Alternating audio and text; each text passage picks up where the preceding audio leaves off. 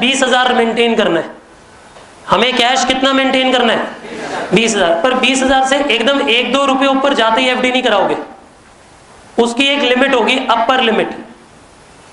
मानो upper limit है 30,000, तो यानी अगर 20,000 की जगह बैलेंस बढ़ते बढ़ते बढ़ते बढ़ते 30,000 पे पहुंच गया तो आप पूरे के पूरे 10,000 की एफडी करा दोगे,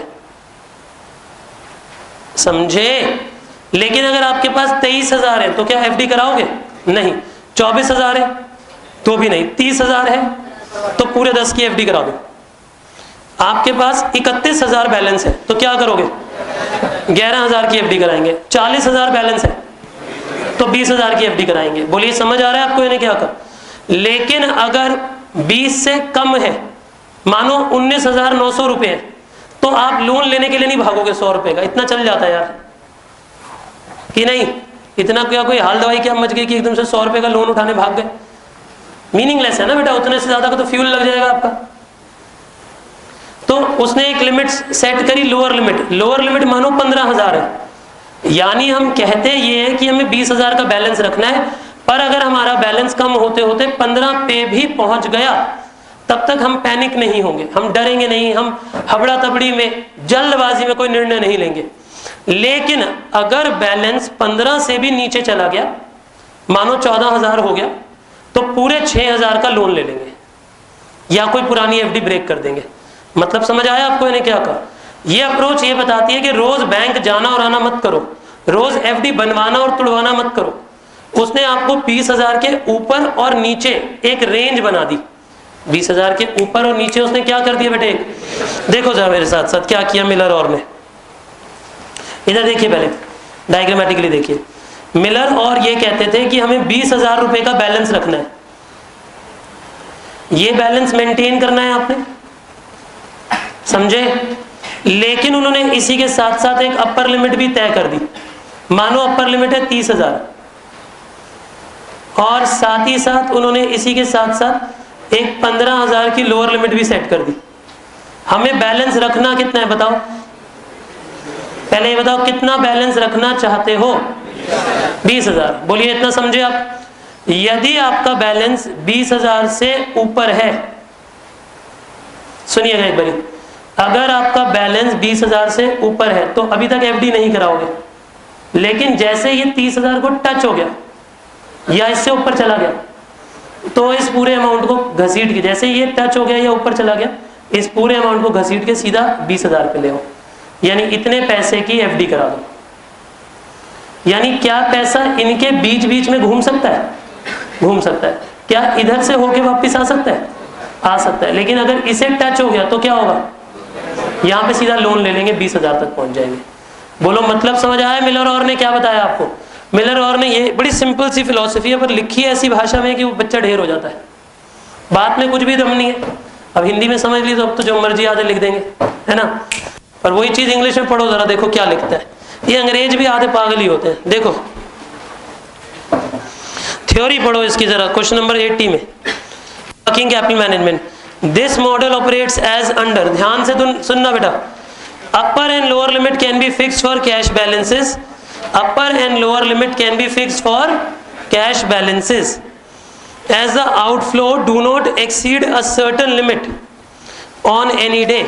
अगर आउटफ्लो एक पर्टिकुलर दिन में बहुत ज्यादा नहीं है, these limits are determined based on the fixed transaction cost, interest foregone and market security and the degree of likely fluctuations।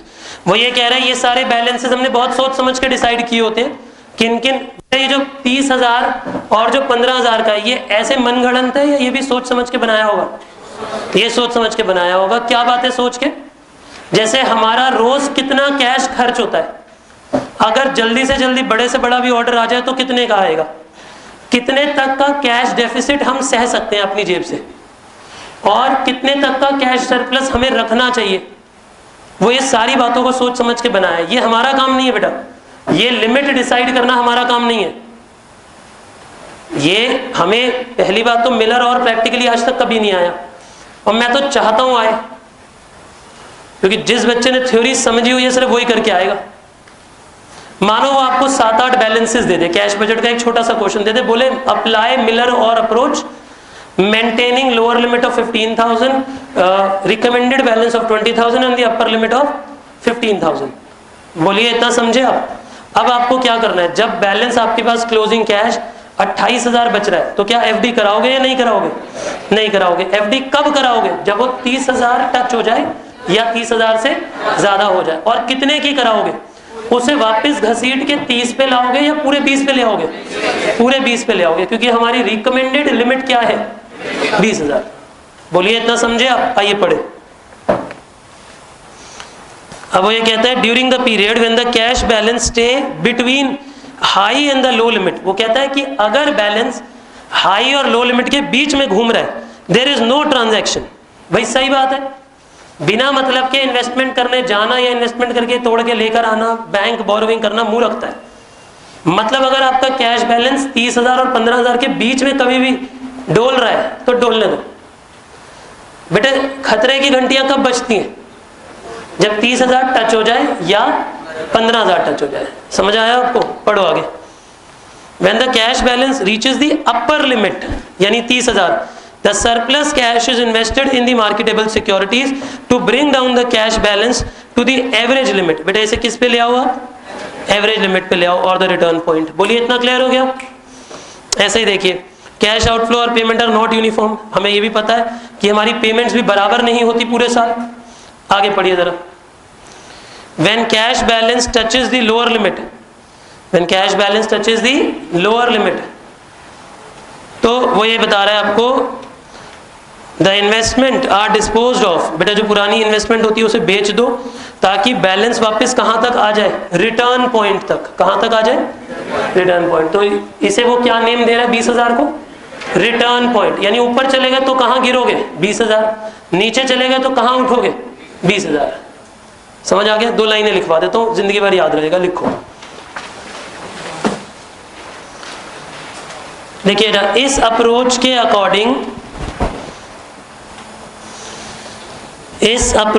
के अकॉर्डिंग हमें बार बार बैंक में एफडी नहीं करानी चाहिए।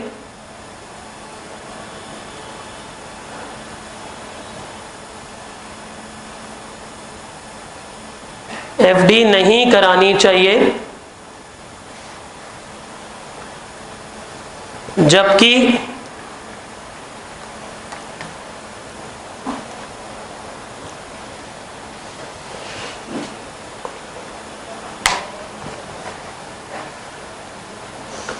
बार बार एफडी नहीं करानी चाहिए। बोलिए इतना क्लियर हो गया?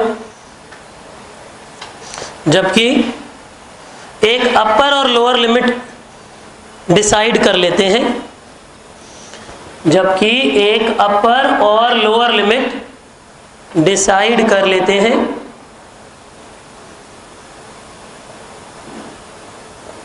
और हम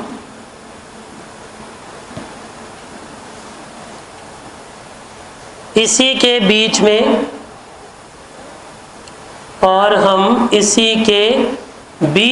कैश को मेंटेन करते रहते हैं और हम इसी के बीच में कैश को मेंटेन करते रहते हैं।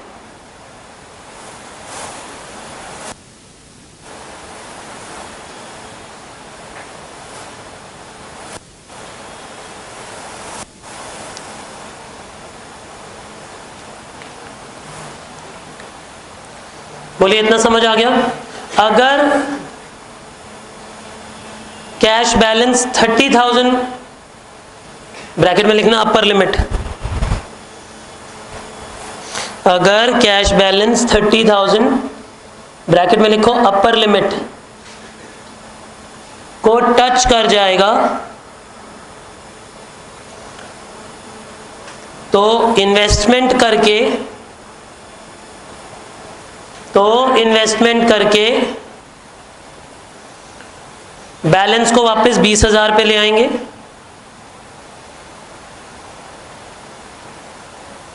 और अगर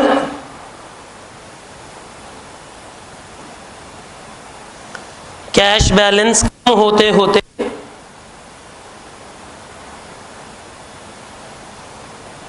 और अगर कैश बैलेंस कम होते होते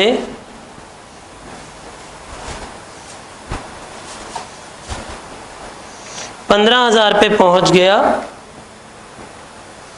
तो पुरानी इन्वेस्टमेंट ब्रेक कर देंगे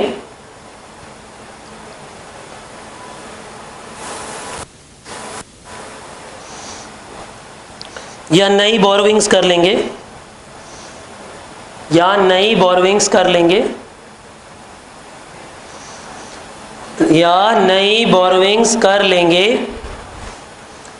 और उस बैलेंस को अगर कैश 15,000 को टच कर गया तो पुरानी इन्वेस्टमेंट बेच देंगे या नए लोन बोरोविंग्स कर लेंगे और कैश बैलेंस को वापस 20,000 तक ले आएंगे। 20,000 के आगे ब्रैकेट में लिखना रिटर्न पॉइंट।